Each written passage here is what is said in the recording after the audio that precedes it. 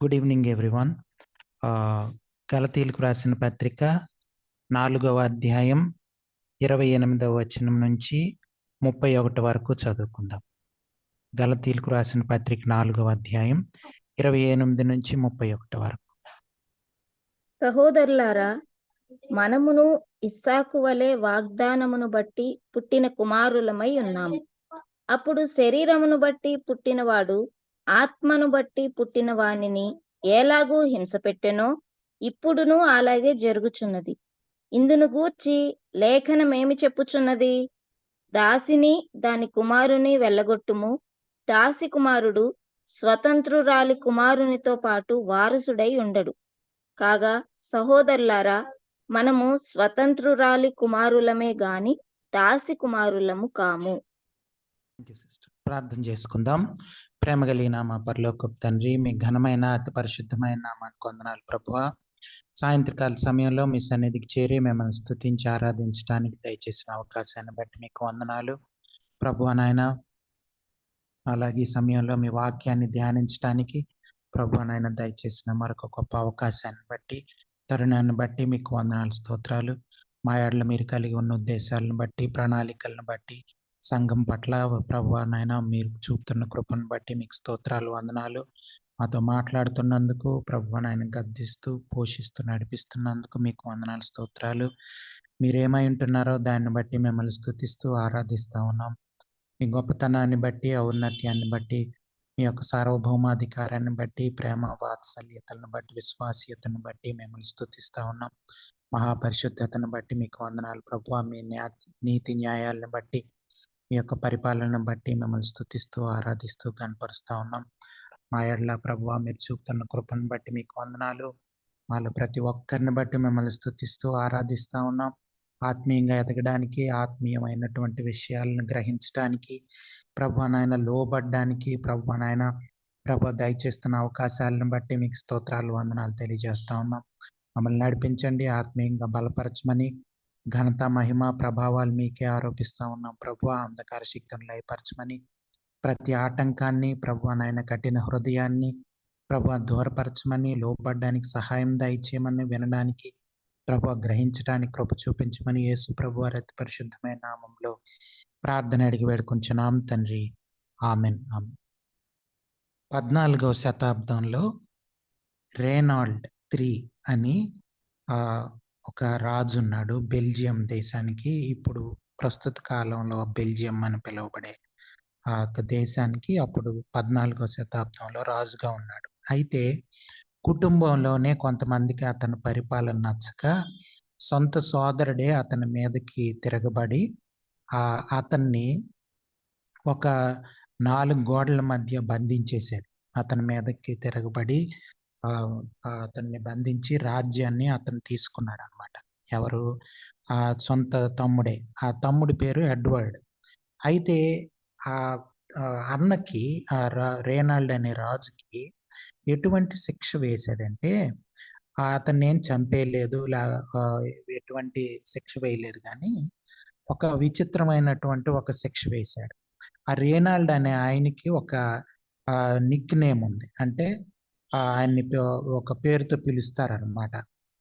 లాటిన్లో Crassus అనే పదం, CRASSUS, Crassus అనే పదం, దానికి అర్థం ఏంటంటే, లాటిన్లో ఆ పదానికి అర్థం బాగా ఫ్యాట్ అని, లావుగా ఉండే వ్యక్తి అని దానికి అర్థం అనమాట. అయితే నిజంగానే ఆయన చాలా లావుగా ఉంటాడు కాబట్టి అట్లా ఆయన్ని పిలిచేవాళ్ళు. శరీరం చాలా బాగా ఫ్యాటీగా, అంటే బాగా లావుగా ఉండేవాడు. అయితే ఆయనకి ఎటువంటి శిక్ష వేశాడంటే, ఒక చిన్న గదిలో పెట్టేశాడు ఆయన్ని. పెట్టేసి ఆ గదికి కిటికీలు అవి ఉన్నాయి, ద్వారం కూడా చిన్నది ఉంది. కానీ ఏంటంటే అందులో అతను పట్టడు. అతన్ని పెట్టి చుట్టూ గోడ కట్టేశాడు. సో అతను బయటికి రాలేడు, ఎందుకంటే అతను లావుగా ఉన్నాడు. ఒకవేళ సన్నంగా ఉంటే అందులో నుంచి బయటకు వచ్చేయచ్చు అనమాట. కానీ ఆయన ఉన్న శరీర ఆకృతి వలన ఆయనకి బయటికి రాలేని పరిస్థితుల్లో లోపల ఉన్నాడు. అయితే ఏం చేసేవాడు? బాగా మంచి ఆహారం పెట్టేవాడు మళ్ళీ అతనికి ఇష్టమైన ఆహారం, బాగా మంచి మంచి ఆహారాలు పెడితే ఆయన ఇంకా బాగా తిని ఇంకా లావయ్యేవాడు గానీ సన్నం అవ్వలేకపోయేవాడు. అటువంటి ఒక విచిత్రమైనటువంటి శిక్షని అతనికి వేశాడు. అది శిక్షలాగా లేదు. అతన్ని బానే చూసుకుంటున్నాడు. కానీ శిక్షే ఒక విధంగా. ఎందుకంటే లావుగా ఉండడం వల్ల బయటికి రాలేడు. ఆ తిండిని చూసి అతను కంట్రోల్ చేసుకొని సన్నంగా అవ్వడానికి ప్రయత్నించలేడు. ఇటువంటి ఒక విచిత్రమైన శిక్ష వేశాడు. ఇది మనం ఎందుకు జ్ఞాపకం చేస్తున్నానంటే, సైతాను కూడా మనకి ఏది ఇష్టమో, ఏది ఆకర్షణీయమో, ఏది మనకి బాగా ఇష్టమో, అటువంటి దానిలోకి మనల్ని నెట్టేసి, బంధించేసి, మనకు తెలియకుండానే మనకు మనమే బంధకాల్లో ఇరుక్కుపోయి, బయటికి రాని పరిస్థితుల్లో పెట్టేస్తాం. ఇప్పుడేంటి మనం అప్పుడు ఆ రాజు బయటికి రావాలనుకోండి, అతను నోరు కట్టుకొని తక్కువ తింటూ బాగా ఎలాగోలాగా సన్నబడిపోతే బయటకొచ్చేయొచ్చు. కానీ రాలేని ప ర అత అతను ఆ కంట్రోల్ లేక, ఆహారం మీద నియంత్రణ లేక ఆయన అలాగే లోపల ఉండిపోయాడు. అయితే చాలా రోజుల తర్వాత ఈ ఎడ్వర్డ్ అనే ఆయన కూడా ఆయన యుద్ధంలో చనిపోయాడు. వేరే దేశంతో యుద్ధం చేసేటప్పుడు ఆయన చనిపోయాడు. ఆయన చనిపోయిన ఆయన చనిపోయిన ఆ తర్వాత ఈయన్ని బయటకు విడిచిపెట్టారు. విడిచిపెట్టినా కూడా ఈ ఆయన ఆరోగ్యం సరిగ్గా లేక బయటకొచ్చిన ఒక సంవత్సరానికే ఆయన కూడా రేనాల్డ్ అనే ఆయన కూడా చనిపోయాడనమాట. సో, ఇక్కడ మనం అర్థం చేసుకోవాల్సిందేంటంటే, మనకి తెలియకుండానే సైతాన్ని ఏం చేస్తారంటే, అది శిక్షలాగుండదు. అది మనకిష్టమైన దానిలాగే ఉంటది. కానీ అదొక బంధకం. చూడండి. ఈళ్ళని ఎట్లా మోసం చేస్తాడు, మన శరీరం ఎట్లా మోసపోతది. మన శరీరానుసారమైన జీవితం లేపోతే ఎలాగా సైతానికి, లోకానికి దాసోహం చేసేస్తాం. మన శరీరానుసారమైన ఆలోచన ద్వారా సైతానికి, లోకానికి ఎట్లా దాసోహం అయిపోయి, బంధకాల్లో ఒక బానిస బ్రతుకులు ఎట్లా బ్రతుకుతామన్నది ఈ యొక్క ఉదాహరణకి సూచన. ఈ ఉదాహరణలో మనం ఈజీగా మనము చాలా సులభంగా మనం గ్రహించుకోవచ్చు. అదే గలతీ సంఘాల్లో ఉన్నటువంటి క్రైస్తవుల్లో మనం అదే చూడొచ్చు. అవిశ్వాసులని చెప్పుకుంటూ తప్పుడు బోధలకు లోనైపోయి, ఈ సున్నతి చేసుకోవాలి, ఆచారాలు పాటించాలి, యూదుల్లాగా మీరైపోవచ్చు, మీరు కూడా యూదుల్లాగా ఉండొచ్చు, అటువంటి స్టేటస్, అటువంటి గొప్పతనం మీకు ఆపాదించబడుతుంది, దేవుడు సంతోషిస్తాడు అనే ఇటువంటి తప్పుడు బోధలకి లొంగిపోవడం వలన వాళ్ళకి తెలియకుండానే వాళ్ళు బంధకాల్లోకి వెళ్ళిపోయారు. దేవునికి దూరం అయిపోతా ఉన్నారు. ఇది పౌలు భక్తుడు ఈ ఉత్తరం రాయడానికి గల కారణమే అది. ఆ చెర నుంచి, ఆ బానిసత్వం నుంచి విడిపించాలన్నది పరిశుద్ధాత్మ దేవుని యొక్క ప్రణాళిక. సో, ఈ ప్రణాళికని ఆ భారాన్ని దేవుడు ఆయన పట్ల పౌలు భక్తుని పట్ల చూపించడం పట్ల ఈ యొక్క ఉత్తరాన్ని ఆ గలతీ సంఘాలకు రాస్తున్నాడు. ఆ భారం, ఆ యొక్క ప్రేమ, దేవుని ప్రేమ విడుదల పొందాలన్నది మనకి ఇక్కడ ఈజీగా గ్రహించొచ్చు. చాలా ఉదాహరణలు చెప్తున్నాడు వాళ్ళకి అర్థమయ్యేలాగానే. ఎవరైతే అన్యులుగా ఉంటున్నటువంటి గలతీ సంఘాల్లో అన్యుల్ని మోసం చేస్తున్నారో, యూదులు ఉంటున్నారో వాళ్ళకి అర్థమయ్యే భాషలోనే చెప్తున్నారు. ఎందుకు పాత నిబంధన గ్రంథం వాళ్ళకి బాగా తెలుసని వాళ్ళ యొక్క ఉద్దేశం. అటువంటి పాత నిబంధన గ్రంథంలో నుంచే అబ్రహాం కుటుంబంలో నుంచే ఆ యొక్క హాగర్ గురించి, శారా గురించి, వాళ్ళ సంతానం గురించి, వాళ్ళు దేనికి సాదృశ్యంగా ఉన్నారో దాని గురించి గడిచిన వారం మనం ధ్యానం చేసాం. ఈ వారం కూడా దాన్నే మనం కంటిన్యూ చేస్తున్నాం. దాన్ని కొనసాగింపుగా ఈ వారం ఉంది. హాగర్ అనే ఆమె బానిసత్వానికి, ధర్మశాస్త్రం ఎలాగైతే మనుషుల్ని బానిసలుగా చేసి పాపాత్ములుగానే ఉంచుతుందో, అందులో నుంచి బయటపడే అవకాశం లేకుండా మీరు పాపాత్ములని చెప్పి అక్కడే ఆగిపోతుంది ధర్మశాస్త్రం అన్నది మనం గ్రహించుకోవాలి. ధర్మశాస్త్రం అన్నది మనం పాపాత్ములం అని గ్రహించుకోవడానికి ఉపయోగపడుతుంది. కానీ బయటపడడానికి ఏమీ సాయం చేయలేదు. ఇది మనం అర్థం చేసుకొని ఆ ధర్మశాస్త్రం కింద మనం లేవని మనం యేసు ప్రభు వారి క్రింద, దేవుని కృప కింద, యేసు ప్రభు వారి అధికారం కింద, అంటే దేవుని కృప కింద మనం ఉన్నామని అర్థం చేసుకొని, మనం దేవుని కృపకి లోబడుతూ, దేవునికి లోబడుతూ, యేసు ప్రభు వారికి లోబడుతూ, పరిశుద్ధాత్మ దేవునికి లోబడుతూ, మన క్రైస్తవ జీవితాన్ని కొనసాగించుకోవాలని అర్థం చేసుకోవాలి. అంతేగాని ఒక ఒక కొన్ని కొన్ని రూల్స్, కొన్ని నియమాలు మనం పెట్టుకొని, మనుషులకు పెట్టుకున్నటువంటి ఆ నియమాల్లో మనం ఆ నియమాలకు బందీలైపోయి చెరసాలలో బానిసత్వంలో బ్రతకాల్సిన అవసరం లేదు. సో దీనికి దేవుని వాగ్దానాల మీద ఆధారపడేది దేవుని కృప.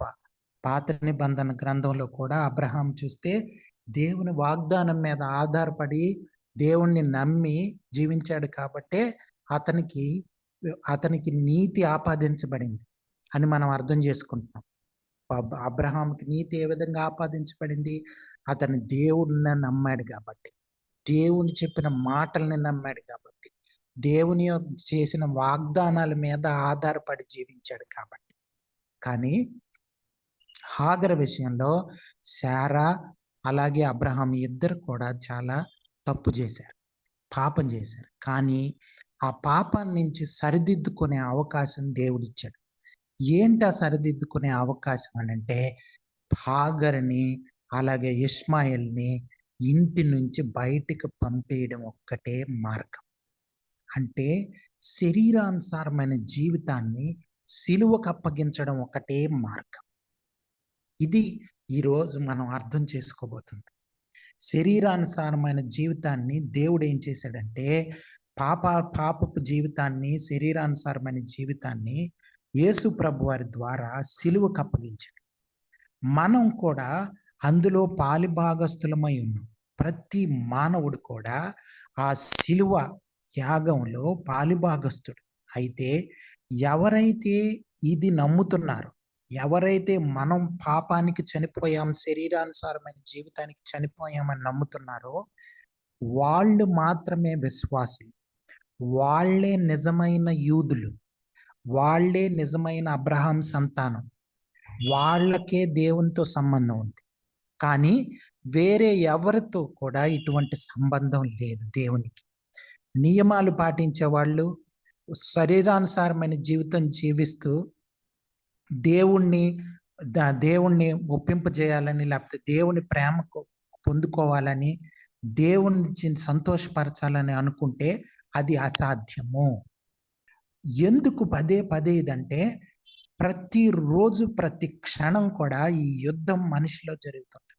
శరీరానుసారమైన జీవితానికి అలాగే ఆత్మానుసారమైన జీవితానికి యుద్ధం జరుగుతుంది.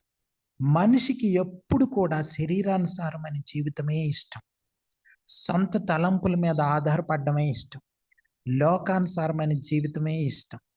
కానీ మనం ఇది అర్థం చేసుకొని ఆ లోకానుసారమైన జీవితం సిలువకు అప్పగించబడింది. ఎందుకంటే లోకానుసారమైన జీవితం పాపపు జీవితం. మనం ఎన్ని నియమాలు పాటించాలని ప్రయత్నించినా సరే, పాపం అన్నది ఆ ప్రయత్నంలో, మనం చేసే ప్రయత్నంలో పాపం జోడించబడుతుంది. అంటే పాపం కలిసిపోతుంది. కాబట్టి మంచి వచ్చే అవకాశం లేదు. ఒకసారి ఒక తాతగారు అలాగే మనవడు ఇద్దరు కూడా ఒక ప్రాంతంలో నడుచుకుంటూ వెళ్ళిపోతా ఉంటే, వాళ్ళకి ఒక 2 కోతులు కొట్టుకుంటూ కనిపిస్తున్నాయి. ఇలాగా ఒక పండు కోసం కొట్టుకోవడం అన్నది చూస్తా ఉన్నారు. గమనిస్తుంటే వాళ్ళకి కనిపిస్తే తాతగారు అలాగ చూసావా కోతులు కొట్టుకుంటున్నాయంటే, అవునండి. అయితే నీకు ఒకటి చెప్తాను, మనలో కూడా 2 కోతులు ఉంటాయి, ఆ 2 కోతులు కొట్టుకుంటుంటాయి అని చెప్పాడండి. అవునా, ఏంటి అవి అని అంటే, ఒకటి శరీరం, ఒకటి ఆత్మ, ఆ రెండిటికి పడదు అని చెప్పాడు. అయితే శరీరానికి అయితే ఆ 2 కోతుల్లో ఏ కోతి గెలుస్తుంది తాతగారు అని ఆ మనవడు అడిగాడు. అడిగితే ఏ కోతికి ఆహారం పెడితే ఆ కోతి గెలుస్తుంది. సింపుల్. ఏ కోతికి ఆహారం పెడితే ఆ కోతి గెలుస్తుంది. కదా! మనం పాపాన్ని పోషించామనుకోండి, శరీరాన్ని బలపరిచామనుకోండి, శరీరాన్ని నలగొట్టుకోకుండా, సిలువకు అప్పగించకుండా, శరీరానికి ఇంకా ఆహారం పెడుతున్నాం అనుకోండి. సినిమాలు జూసి, సీరియల్‌లు జూసి, చెడు వ్యసనాలకి లోబడిపోయి, లోకానికి ఆకర్షించబడి, ఏది చూస్తే అది కావాలనుకుంటే అది కొనుక్కొని, ఏది కావాలంటే అది తిని, ఇట్లా శరీరాన్ని పోషిస్తా ఉంటే, ఆ శరీరానుసారమైన జీవితమే మనల్ని నడిపిస్తుంది. అది అంధకారంలోకి ఆత్మానుసారమైన జీవితం అర్థం కాకుండా మనల్ని గుడ్డితనం కలుగజేసి, మనల్ని లోకంలో కలిసిపోయేటట్లు, ఈ లో నిత్య జీవం దొరకకుండా, దేవుని ప్రేమ దొరకకుండా, కృప దొరకకుండా చేసేస్తుంది. సో, అలాగే మనం ఆత్మానుసారమైన జీవితాన్ని బలపరుస్తూ, పరిశుద్ధాత్మ దేవునికి లోబడుతూ, వాక్యం చదువుకుంటూ, వాక్యం అనే ఆహారాన్ని ఎక్కువ తీసుకుంటూ, ప్రార్థన జీవితంలో ఎక్కువగా గడుపుతూ, దేవుని స్వరం వింటూ, దేవునికి లోబడుతూ, మనం మన ఆత్మానుసారమైన జీవితం యొక్క ఆరోగ్యాన్ని పెంచుకుంటూ పోతే, శరీరానుసారమైన జీవితాన్ని మనం సిలువకు అప్పగించొచ్చు. ఇది చూడండి. శరీరానుసారమైన జీవితాన్ని సిలువకు అప్పగించే బాధ్యత మన చేతిలో ఉంది. దేవుడు మనకిచ్చాడు ఆ అధికారం. కానీ అది నమ్మి మనం యెస్, నేను అప్పగిస్తున్నాను. ఎందుకంటే దేవుడు అప్పగించాడు కాబట్టి నేను దేవునితో అంగీకరిస్తున్నానని చెప్పాలి. ఇది మనం ఓవరాల్‌గా మనం అర్థం చేసుకోవాల్సింది ఇది. క్రైస్తవ జీవితం అంటే ఇదండి. ఇది తెలియక తప్పుడు బోధలకి, తప్పుడు విధానాలకి మనం లోబడిపోవడానికి కారణం. ఈ రోజుల్లో క్రైస్తవులు అనేక మంది, క్రైస్తవులని చెప్పుకుంటున్న వాళ్ళు అనేక మంది తప్పుడు బోధల్లోకి లొంగిపోతూ, శరీరానికి లొంగిపోతూ, ఈ తప్పుడు బోధకుల యొక్క ఏం చేస్తారంటే, వాళ్ళు అంధకార శక్తుల కిందుంటారు. తప్పుడు బోధలు చేసేవాళ్ళు అంధకార శక్తుల కిందుంటారు. వాళ్ళు ఎలాగ వాళ్ళు ప్రజల్ని, విశ్వాసులు అనబడే వాళ్ళని ఎట్లా మోసం చేస్తారంటే, వాళ్ళకి ధనం కావాలి, వాళ్ళకి కూడా లోకపు ఆకర్షణలు కావాలి, లోకానుసారమైన జీవితం కావాలి. కాబట్టి విశ్వాసుల్ని ఏం చేస్తారంటే, లోకానుసారమైన జీవితం వైపు తిప్పేస్తారు. యేసు ప్రభువారి పేరు చెప్తూనే, బైబిల్ పేరు చెప్తూనే, బైబిల్ వాక్యాలు చూపిస్తూనే మోసం చేస్తారు. ఈ గలతీ సంఘాల్లో కూడా అన్యులు ఎవరైతే యేసు ప్రభువారిని నమ్ముకున్నారో, విశ్వాసంలో కొనసాగుతున్నారో, వాళ్ళందరినీ కూడా ఈ తప్పుడు బోధకులు ఏం చేస్తున్నారంటే, యూదుల ఆచారాలని తీసుకొచ్చి వాళ్ళ వాళ్ళ పేరు కోసం, వాళ్ళ గొప్ప కోసం, యూదుల గొప్పతనాన్ని చూపించడం కోసం, మీ వీళ్ళని తప్పుడు విధానాల వైపు ఆకర్షిస్తూ వాళ్ళని దేవునికి దూరం చేసేస్తున్నారు. మీకు అర్థమవుతుంది అనుకుంటున్నాను నేను చెప్పే మాటలు. సో, ఇది చాలా ప్రాముఖ్యమండి. క్రైస్తవ జీవితంలో మనం మనం మన జీవన శైలి, మన నడవడిక, విశ్వాసులంటే క్రియలు లేకుండా ఉండదని మనం చాలా సార్లు చెప్పుకున్నాం. క్రియలు లేని విశ్వాసం మృతం అని చెప్పుకున్నాం. విశ్వాసం అనేది క్రియలు లేకుండా ఉండదు. నమ్మకం అనేది క్రియలు లేకుండా ఉండదు. అబ్రహాం నమ్మాడంటే క్రియలున్నాయి కదా! సో, అబ్రహాం నమ్మి కేవలం విశ్వాసం ఉంది, క్రియలు లేవు అని లేవు. అబ్రహాం నమ్మాడు. ఎవరైతే విశ్వాసులన్న వాళ్ళు బైబిల్ గ్రంథంలో ఆ యొక్క హెబ్రీయులకు రాసిన పత్రికలో చూస్తే విశ్వాస వీరులున్నారు. వాళ్ళందరి జీవితాల్లో క్రియలున్నాయి. అంటే విశ్వాసం అనేది ప్రాక్టికల్‌గా, అంటే దేవుని తీర్పు కూడా మన క్రియలను బట్టే దేవుడు మనల్ని తీర్పు తీరుస్తాడు. మనం దేవునికి ఎంత లోబడ్డాం, ఎటువంటి దేవుని క్రియలు చేసామన్న దాని మీదే దేవుడు తీర్పు తీరుస్తాడు. సో, కాబట్టి జస్టిఫికేషన్ బై ఫెయిత్ అంటే మనం విశ్వాస సంబంధమైన క్రియల ద్వారా మన యొక్క విశ్వాసం బయటికి ఎంత కనపడుతుందన్న దాని మీద మనం పరిశీలించుకోవచ్చు. మనం అనుకునే క్రియలు కావు. ధర్మశాస్త్ర సంబంధమైన క్రియలు కావు. మానవ తలంపుల నుంచి వచ్చిన క్రియలు కావు. కేవలం దేవుని చేత నడిపించబడే విశ్వాస సంబంధమైన క్రియలు కావాలి. విశ్వాస సంబంధమైన క్రియలు కావాలి. ఈ యొక్క హాగర్‌ని, ఇష్మాయేల్‌ని ఇంటి నుంచి పంపించడం అంటే అంత ఈజీ పని కాదు. సులభం కాదు. అర్థం చేసుకోండి. హాగర్‌ని, ఇష్మాయేల్‌ని ఇంటి నుంచి వెళ్ళగొట్టడం అనేది అబ్రహాముకి గాని, శారాకి గాని అంత సింపుల్ పని కాదు. సింపుల్ పని కాదు. మీరు అర్థం చేసుకోండి. ఎందుకంటే చాలా సంవత్సరాలు కలిసి ఉన్నారు. వాళ్ళు అబ్రహాంకి ఇస్సాకు కన్నా ముందు పుట్టిన వాడు ఇష్మాయేల్ కదా. ప్రేమ ఉంటది, హాగరు మీద ప్రేమ ఉంటది. ఎట్లా అన్యాయం అనిపిస్తుంది. శరీరానుసారమైన జీవితాన్ని సిలువకు అప్పగించడం మనిషికి అసాధ్యం. అది కేవలం దేవునికి లోబడ్డం వల్ల, పరిశుద్ధాత్మ దేవుణ్ణి ప్రేమించి పరిశుద్ధాత్మ దేవుడి స్వరానికి లోబడ్డం వల్లనే సాధ్యం. శరీరానుసారమైన జీవితాన్ని సిలువకు అప్పగించడం, శరీర క్రియల్ని సిలువకు అప్పగించడం మనిషికి అసాధ్యం. ఇది మనం అర్థం చేసుకోవాల్సింది. మనిషికి అసాధ్యం, అంత సింపుల్ కాదు. ఇప్పుడు నేను ఒక ప్రశ్న అడుగుతాను.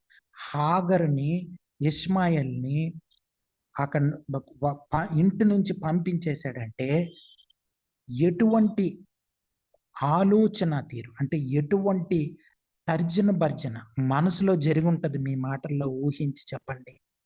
ఎటువంటి తర్జన భర్జన జరిగి ఉండొచ్చు మనసులో? ఎవరైనా చెప్తారా? మీ తలంపులు పంచుకోండి. హాగరుని, ఇష్మాయేల్ని అబ్రహాము ఇంటి నుంచి పంపించేశాడు, మనకు తెలుసు. సో పంపించేటప్పుడు అబ్రహాము యొక్క ఆలోచనలు కానీ, శారా యొక్క ఆలోచనలు కానీ ఏ విధంగా ఉండుండొచ్చు? అబ్రహాముకి బాధే ఉంటది. ఎందుకంటే తను కూడా మరి తన వలన పుట్టిన కుమారుడే కదా, హాగర్ కుమారుడైనా తన ద్వారా వచ్చిన కుమారుడు, జ్యేష్ఠ సంతానం. శారా అంటే తనకి మరి తన అసూయ వలన తను పంపించేమని అబ్రహాం హృదయము బద్దలయ్యే విధంగా మరి తను ఆ విధంగా మరి ఫీల్ అయి ఉండొచ్చు, అనుభవం కూడా ఉండొచ్చు. శారాయి ఎందుకు పంపించేసింది? హాగరు కొంచెం ఇండిఫరెంట్ బిహేవియర్ తో ఆమె మరి శారాయిని బాధ పెట్టడం వలన. ఇంకా చెప్తారా ఎవరైనా? సో హాగరు విషయంలో చాలా మరి బాధపడి ఉంటాడు. ఈవెన్ కూడా మరి ఆ రీతిగా అబ్రప్ట్ గా ఉన్న పాటను పంపించేయటం అనేది తనకు కూడా కొంచెం బాధగా కలిగించవచ్చు. అంటే పంపించేయడానికి ఇంక నిర్ణయం తీసుకున్నారంటే ఎటువంటి ఆలోచనలు ప్రోద్బలం చేసి ఉండొచ్చు? దేని వలన అయ్యి ఉండొచ్చు? అంటే అక్కడ హాగర్ని పంపించడానికి మేబీ అబ్రహాంకి అక్కడైతే ఇష్టం లేదు, కానీ శారాకైతే ఇష్టం ఉంది. సో వాళ్ళిద్దరి మధ్యన ఆ టైంలో ఫైటింగ్ జరిగి ఉండొచ్చు. పంపించే విషయంలో అయితే ఘర్షణ జరిగి ఉండొచ్చు. కానీ ఫైనల్ గా అబ్రహాం అయితే ఇంకా దేవుని మాటకి లోబడి ఆయన చెప్పిన దాని ప్రకారం చేశారు. అంటే అంతకు ముందు అబ్రహాము ఏమీ లేని టైంలోనే దేవుడు వచ్చేయమంటే వచ్చేసాడు, ఏం ఆలోచించకుండానే ఆయన వచ్చేసాడు. సో ఆయనకి ఇంకా దేవుని మీద ఉన్న నమ్మకంతో. Thank you sister. అంటే శారా కూడా మేబీ ఫోర్స్ఫుల్ గా పంపించేయమని చెప్పడానికి కారణం ఏమై ఉండొచ్చు? శారాదికి ఎందుకు ఇష్టపడుతున్నారు అంటే మేబీ అబ్రహాం కన్నా శారాని ఇస్మాయిల్ కూడా ఇస్సాకుతో పాటు ఇదైపోతాడేమో అని ఒక అసూయతో. ఓకే, థ్యాంక్ యూ నాన్న. ఇంకా శారా ఎందుకు ఫోర్స్ చేసి ఉండొచ్చు? అబ్రహాం అంగీకరించే విధంగా శారా ఏం చేసి ఉండొచ్చు? దేని వలన అయి ఉండొచ్చు? అబ్రహాం ఎట్లా కన్విన్స్ అయి ఉండొచ్చు? యోహాను సువార్త 15వ అధ్యాయం 19-20 వచనాలు ఎవరైనా చదువుతారా? యోహాను సువార్త 15వ అధ్యాయం 19-20 వచనం. మీరు లోక సంబంధులైన యెడల లోకము తన వారిని స్నేహించును, అయితే మీరు లోక సంబంధులు కారు. నేను మిమ్మును లోకములో నుండి ఏర్పరచుకొంటిని, అందుచేతనే లోకము మిమ్మును ద్వేషించుచున్నది. దాసుడు తన యజమానుని కంటే గొప్పవాడు కాడని నేను మీతో చెప్పిన మాట జ్ఞాపకము చేసుకొనుడి. లోకులు నన్ను హింసించిన యెడల మిమ్మును కూడా హింసింతురు, నా మాట గైకొనిన యెడల మీ మాట కూడా గైకొందురు. ఇప్పుడు చెప్పండి ఎందుకు అయి ఉండొచ్చు?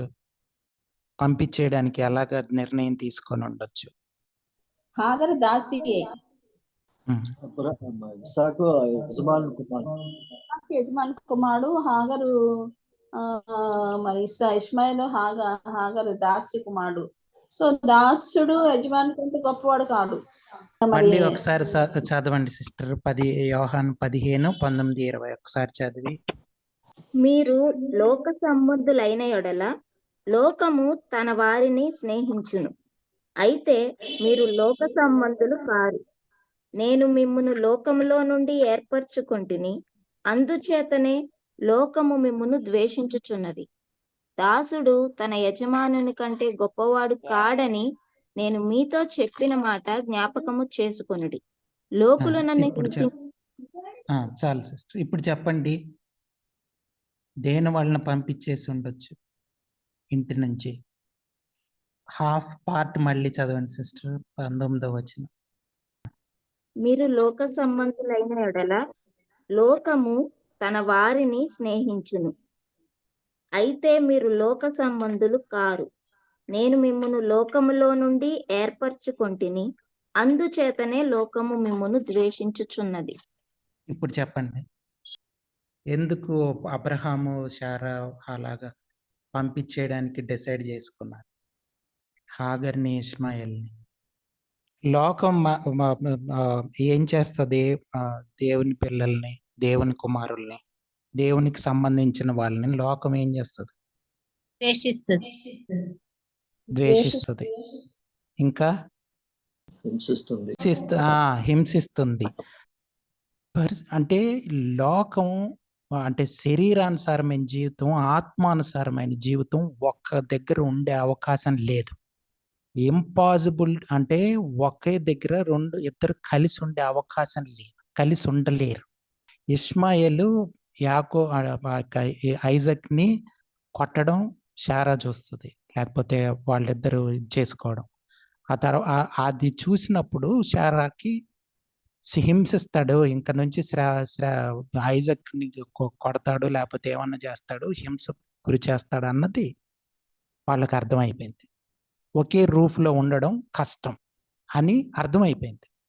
అర్థమయ్యి అంత కఠినమైన నిర్ణయం తీసుకోవడానికి గల కారణం, మెయిన్ కారణం ఏంటంటే కలిసి ఉండే అవకాశం లేదు.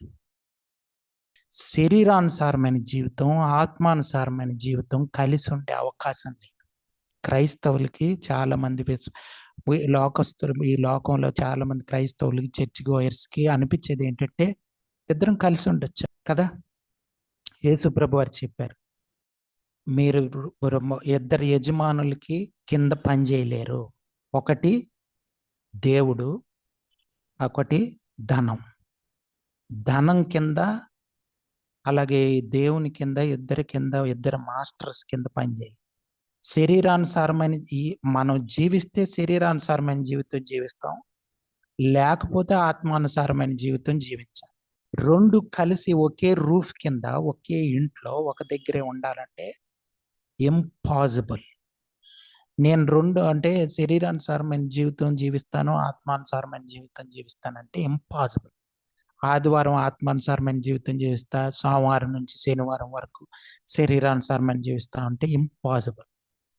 కాబట్టి ఒక రూఫ్ కింద ఉండలేరు.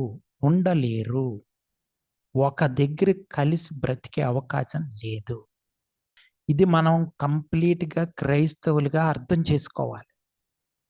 యువతలు యూదుల్లాగా ఉండొచ్చు, యువతలు క్రైస్తవుల్లాగా ఉండొచ్చు, యువతలు ధర్మశాస్త్రం కింద ఉండొచ్చు, యువతలు కృప కింద ఉండొచ్చు అంటే ఇంపాసిబుల్, అసాధ్యం. ఉంటే ధర్మశాస్త్రం కింద అయినా ఉండగలం, లోకం కింద, శరీరం కింద అయినా ఉండగలం, లేకపోతే కృప కింద అయినా ఉండగలం. మన చేతిలో ఉంది నిర్ణయం, మన చేతుల్లో ఉంది. కృప కింద బ్రతకాలా, దేవుని ఆజ్ఞల మీద, దేవుని వాగ్దానాల మీద ఆధారపడి బ్రతుకుదామా, లేకపోతే నియమ నిష్టలు పాటిస్తూ ఫాస్టింగ్ ప్రేయర్లు, డబ్బులు, కానుకలు ఇచ్చాము, ఉపవాస ప్రార్థనలు చేసాము, చర్చికి రెగ్యులర్గా వెళ్తున్నాము, అన్న ప్రార్థనలకి వెళ్తున్నాము కాబట్టి మేము విశ్వాసులమే అనుకుందామా? మన చేతిలో ఉంది. దేవునికి లోబడి బ్రతుకుతున్నామా? యేసుప్రభు వారి మాటను అంగీకరించి లోబడి బ్రతుకుతున్నామా? ఊరకనే లోకానుసారమైన శరీరానుసారమైన జీవితం జీవిస్తూ క్రైస్తవులని చెప్పుకుంటున్నామా? ఇది కావాలి. ఈ రెండు ఒక రూఫ్ కింద ఒక దగ్గర బ్రతకలేవు. ఒక కప్పు కింద ఒక ఇంట్లో ఒక హృదయంలో ఈ రెండుకి స్థానం లేదు. మనలో శరీరానుసారమైన జీవితం బయటపడుతుందంటే అర్థం ఆత్మానుసారమైన జీవితం లేదు. నిజంగా దేవుని ప్రేమ, నిజంగా దేవుని సంతోషం, సమాధానం ఇవన్నీ కనిపిస్తున్నాయంటే శరీరానుసారమైన జీవితాన్ని సిలువకు అప్పగిస్తున్నామని అర్థం. ప్రతిరోజు ఈ స్ట్రగుల్ ఉంటుంది. మనం చనిపోయే వరకు ఈ స్ట్రగుల్ ప్రతిరోజు శరీరం డామినేట్ చేయడానికి చూస్తుంటుంది. ఎందుకంటే మనం శరీరంలోనే ఉన్నాం, మనం ఈ లోకంలోనే ఉన్నాం.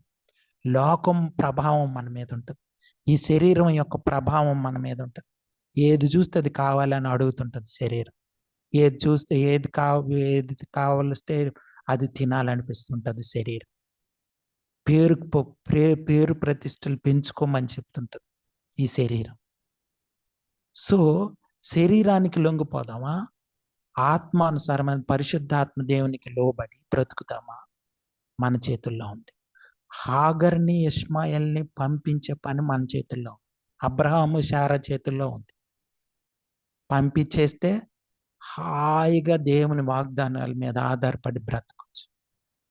పంపించకుండా ఉంటే జీవితాంతం స్ట్రగులే, జీవితాంతం కొట్టుకోవాలి. ఇస్మాయిల్ ఇది ఐజక్ ఇద్దరు కొట్టుకుంటూ ఉండాలి.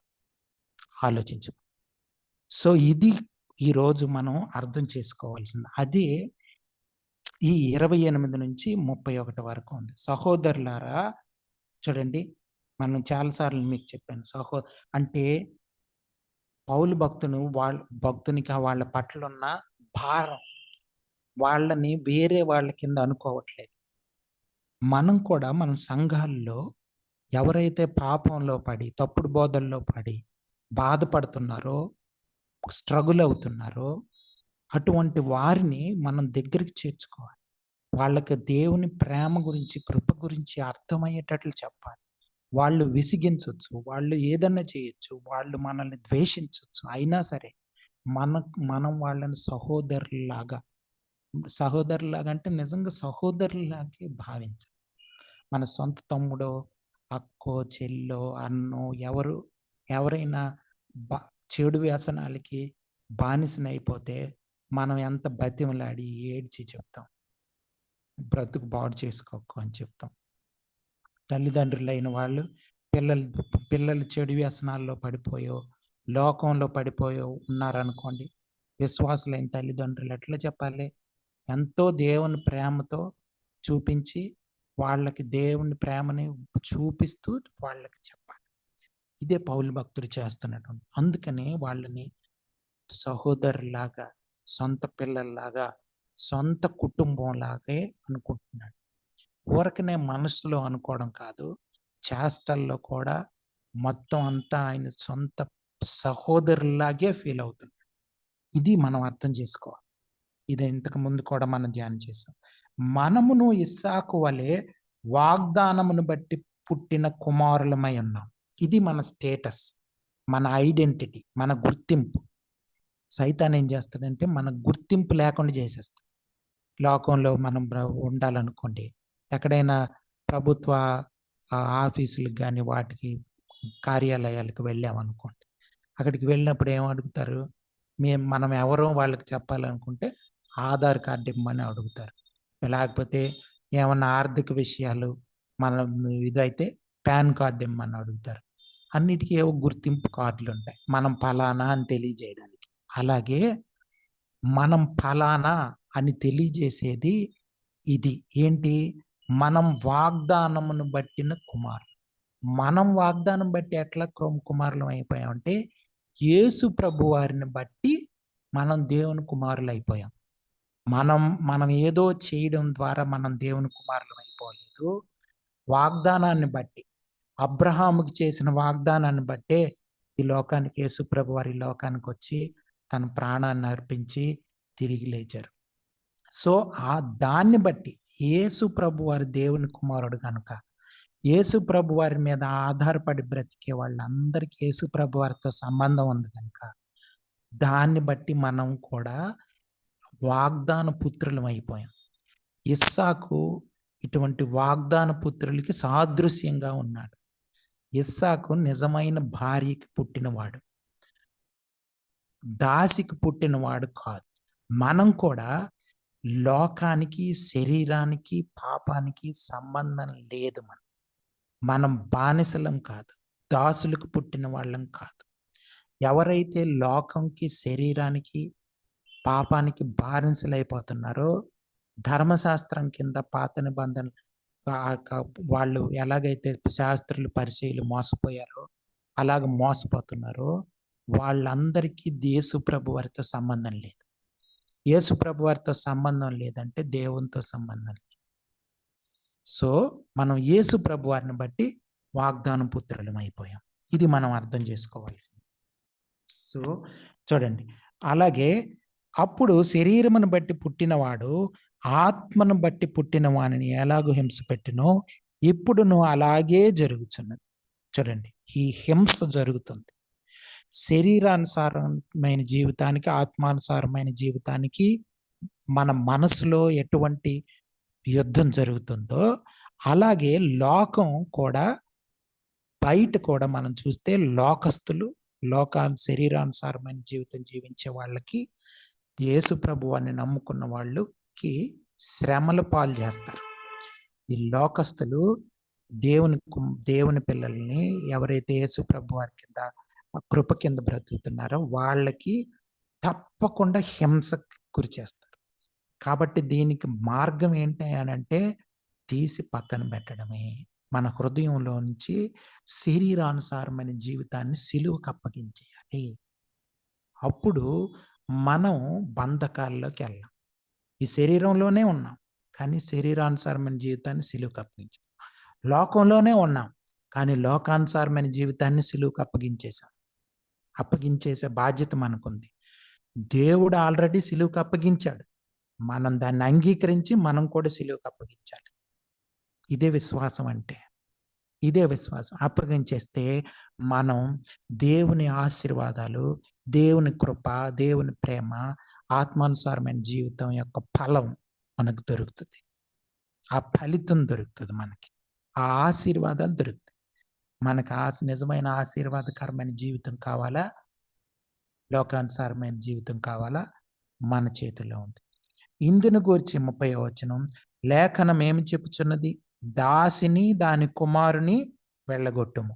దాసి కుమారుడు స్వతంత్రురాలి కుమారునితో పాటు వారసుడై ఉండడు, నిత్య రాజ్యంలోనికి వెళ్ళడు.